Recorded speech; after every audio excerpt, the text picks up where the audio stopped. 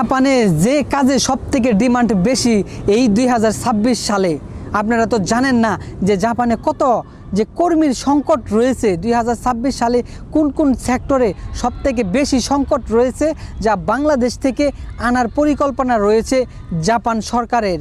ইতিমধ্যে বাংলাদেশের সরকার এবং জাপান সরকার ঘোষণা করে দিয়েছে, কিন্তু কোন কোন সেক্টরে আসবে এটা কি জানেন? এটা তো জানেন না। তো স্কিল ওয়ার্কারে বিশেষ করে বেশি আসবে। এখন কোন কোন সেক্টরে বেশি লোক নিবে, একদম সংকট জাপানে, অনেক সংকট কর্মীর। এখন বলি জাপানে এই 2026 সালে কোন জবটা সবথেকে প্রায়োরিটি বেশি পাচ্ছে এবং অ্যাভেলেবল আছে। আপনি অ্যাপ্লিকেশন করলেই আসতে পারবেন জাপানে।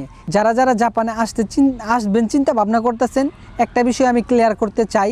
এখন বর্তমানে 3টা বিষয়ে জাপানে খুব ডিমান্ডেবল জবগুলা রয়েছে, যেগুলো বেতনও বেশি এবং ভবিষ্যৎ উজ্জ্বল এবং এই জাপানে খুব চাহিদা, এজন্য তাড়াতাড়ি সহজভাবে আসতে পারবেন। এখন কোন কোন জব?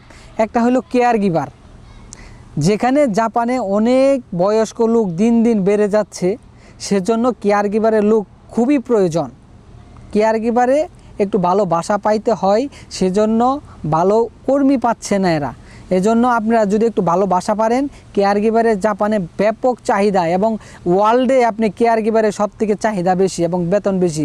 অস্ট্রেলিয়া বলেন, আমেরিকা বলেন, আপনি যেখানেই বলেন, জাপানে বলেন, এগুলোর চাহিদা বেশি।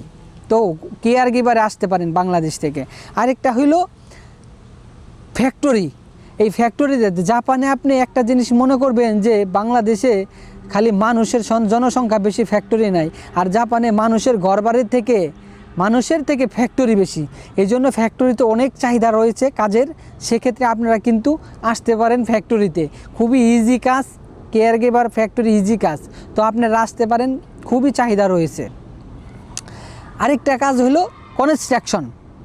এই কনস্ট্রাকশনে জাপানে যদি কোনো মানুষ কনস্ট্রাকশন কাজে আসে, ওর থেকে বেশি টাকা ইনকাম করার লোক আর নাই।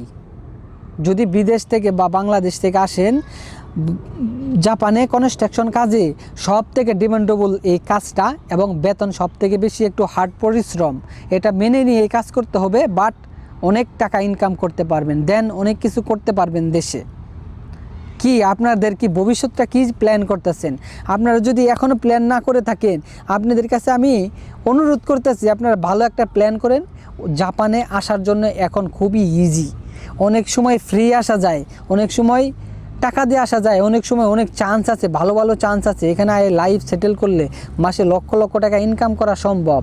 এবং পৃথিবীর মধ্যে আমি কোনো দেশে যাইতে কই না কেন জানেন, অনেক দেশের অনেক ভেজাল আছে, কিন্তু জাপানের একদম কোনো ভেজাল নাই। এরা এমনভাবে চলাফেরা করে এবং এমন নিয়মকানুন, এমন শৃঙ্খলার মাঝে থাকে, কোনো সমস্যা হয় না। সেজন্য জাপানে আসেন। আর পৃথিবীর মধ্যে যদি জাপানের ভিসা একবার আপনার পাসপোর্টে লাগে, তাহলে মনে করবেন জাপান আপনার জন্য একদম ইজি। কিন্তু পৃথিবীর কাছে আপনার পাসপোর্টের দামটা অনেক পরিমাণ বেড়ে যাবে এবং পৃথিবীর সমস্ত দেশের দরজা আপনার লাগে খুলে যাবে। তো এই 3টা অপশন জাপানে খুব এখন ডিমান্ডেবল।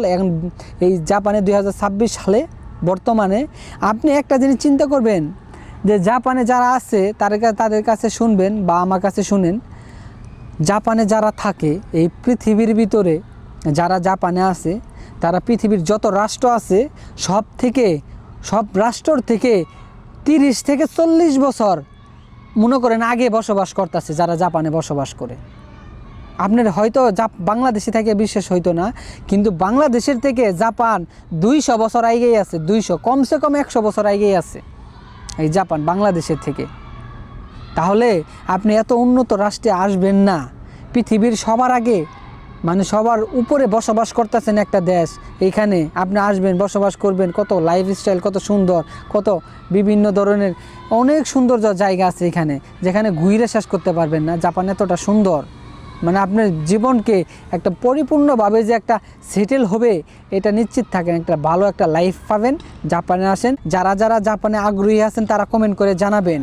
এবং কোনোভাবে কিভাবে প্রসেস করবেন জানতেছেন না, কোনোভাবে বুঝতেছেন না, তো আমি আছি সুমন, জাপান থেকে 8 বছরের অভিজ্ঞতা নিয়ে আপনাদের কাছে শেয়ার করব। যতটুকু আমি বুঝি, যতটুকু জানি, সেটুকু শেয়ার করলে আপনি জাপান পর্যন্ত আসতে পারবেন খুব সুন্দরভাবে। এতটুকু যদি আপনি বুঝতে পারেন, কমেন্ট করে জানাবেন।